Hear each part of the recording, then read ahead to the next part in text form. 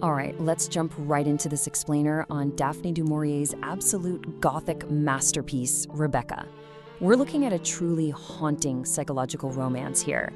You know, the kind where love just slowly and terrifyingly warps into pure paranoia. It's the kind of story that literally wrote the playbook for generations of psychological thrillers. And today, we're going to break down exactly how it works. So think about this. What if the dead never truly leave? Imagine a house that holds on to every single secret, every betrayal, and every dark shadow of the past. That's the core premise we're unpacking today. We're going to explore how a physical space can just become completely saturated with memory.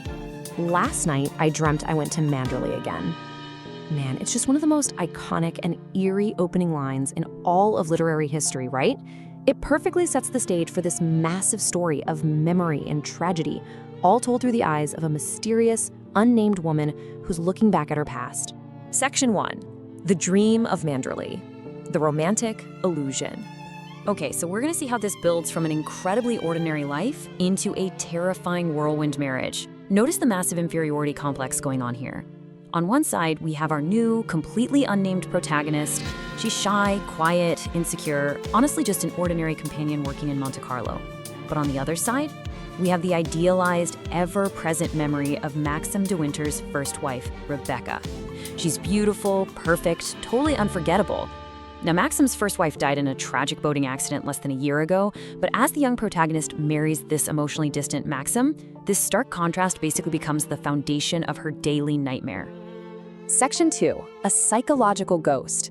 The Claustrophobic Haunting.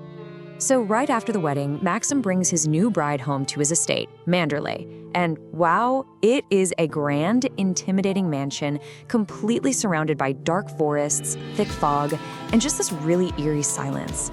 Now, while it feels pretty magical to the new bride at first, you know, with all the luxurious rooms and beautiful gardens, she quickly realizes something is deeply wrong. Every hallway, every shadow hides a secret. And honestly, every single room still carries Rebecca's heavy, heavy presence. Inside these walls, it's not just spooky. A terrifying psychological warfare is escalating. It's a targeted attack orchestrated by the housekeeper, Mrs. Danvers. She obsessively worships the dead Rebecca and is actively working to completely destroy the new wife's sanity. I mean, first it starts small, servants just whispering Rebecca's name. Then it's the constant, agonizing comparisons to Rebecca's beauty, making the new wife feel entirely insignificant. But then it escalates to a cruel trap, where Danvers actually manipulates the young wife into wearing Rebecca's old dress to a costume ball, which deeply angers Maxim. And finally, the really chilling climactic of all this manipulation, Mrs. Danvers psychologically corners her and almost persuades her to jump right out a window. Well, just as the new Mrs. de Winter loses absolutely all her confidence after that brutal costume ball humiliation and feels completely invisible, everything suddenly shifts. A shipwreck is discovered near the shore, and incredibly, inside the ocean lies Rebecca's real boat, with her dead body still inside it. This shocking discovery completely shatters the illusion they've all been living under. And that forces a totally terrifying question, right? If Rebecca's dead body was just found trapped in her boat at the bottom of the ocean, then who in the world was the body in the grave? Think about it. The body that Maxim buried months ago had to be someone else entirely, which means Rebecca's death was absolutely not an accident. Section 3. Maxim's Terrifying Secret. The Shattering Reveal.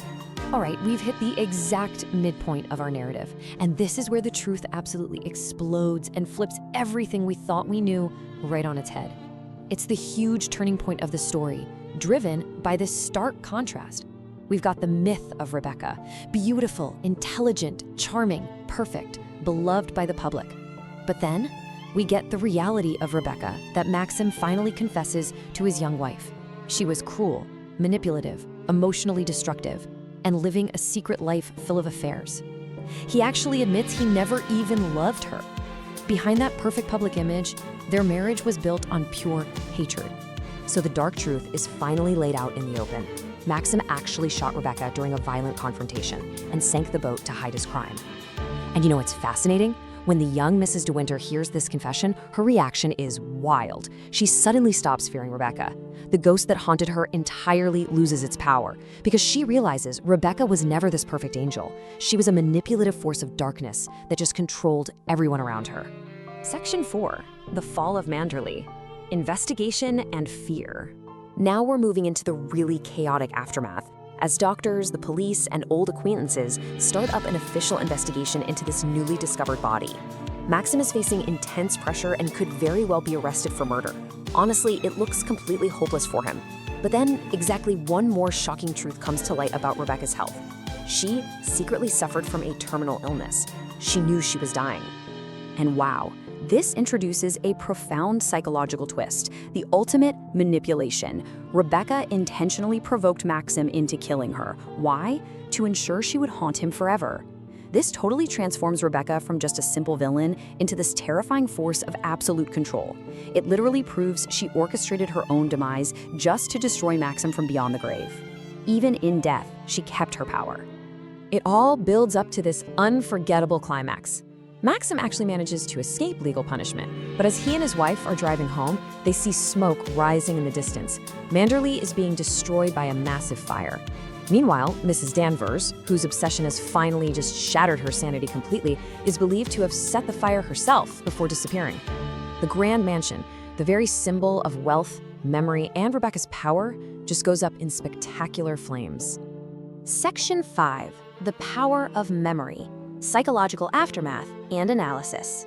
So as the physical house burns to the ground and Rebecca's ghost symbolically dies right along with it, we really have to look at what remains of this incredible psychological war between memory and identity. The absolute genius of this story relies on these core themes: obsession, jealousy, fear, power, and a deeply destructive nature of idealization. Daphne du Maurier is basically showing us that the people we fear the most don't always stand right in front of us. Sometimes they live entirely inside our own minds. I mean, think about it. Even though Rebecca dies before the story even begins, she successfully controls every single character from beyond the grave. I want to leave you all with a final thought to ponder about the sheer subjectivity of this Gothic thriller. Was Rebecca truly evil, or simply misunderstood? Because even with Manderley in ashes and long after her death, Rebecca's shadow continues to captivate us. Thanks so much for joining me for this explainer. Keep asking questions and keep exploring those fascinating stories hidden in the shadows.